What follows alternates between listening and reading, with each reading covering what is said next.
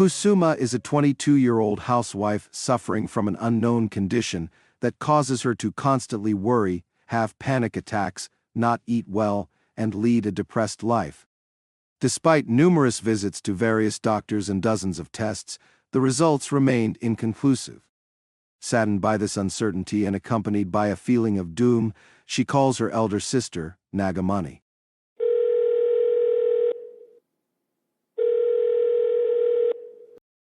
Nagamani. Hello?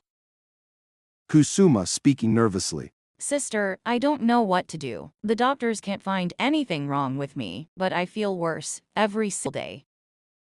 Do you think Sivanandamurthy Guruji could help me? Let me ask him. I will call you back with an update. Don't worry. Nagamani calls back her younger sister and informs her that Guruji says you should come to Bhimli to meet him. He can help you.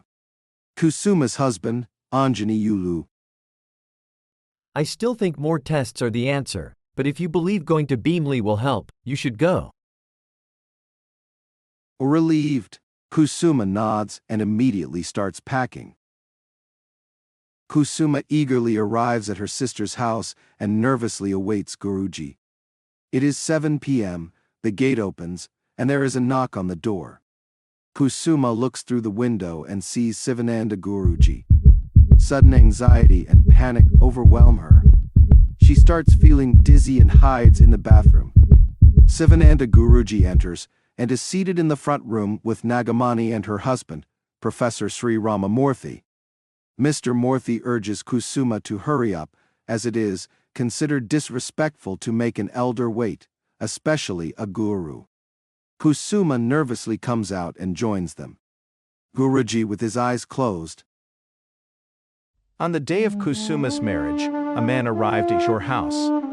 He asked for alms and was not satisfied with what he was given. As an intense practitioner of yoga with many supernatural abilities, he felt disrespected by the offerings and cursed the newly wedded couple. Hearing this clairvoyant narration, Nagamani astonished. That's exactly what happened, Guruji. Guruji opens his eyes, picks up some vibhuti sacred ash, and applies it to Kusuma's forehead. Immediately she collapses onto her sister's shoulder. At that precise moment, 840 miles, roughly 1,350 kilometers, away in Mumbai, Kusuma's husband, Anjani Yulu, feels a hard slap on his back. He is watching a movie with his friends.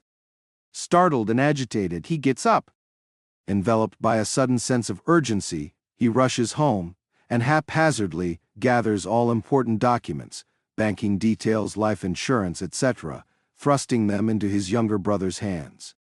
He says, I do not know what is happening to me, but I need to leave right this moment. My presence is a must in Bhimli. I have to see Mr. Sivanandamurthy.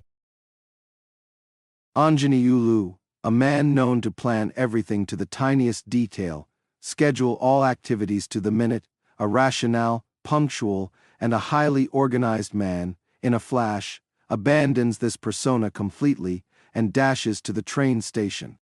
With no reservation or ticket in hand, he boards a train to Hyderabad. Completely exhausted, he enters a deep sleep and wakes up as the train arrives in its final destination. He jumps out of the train even before it comes to a complete halt and runs to the exit. Outside, he notices a bus departing to Warangal and steps in front of it, with his arms outstretched blocking its path. The bus comes to a screeching halt.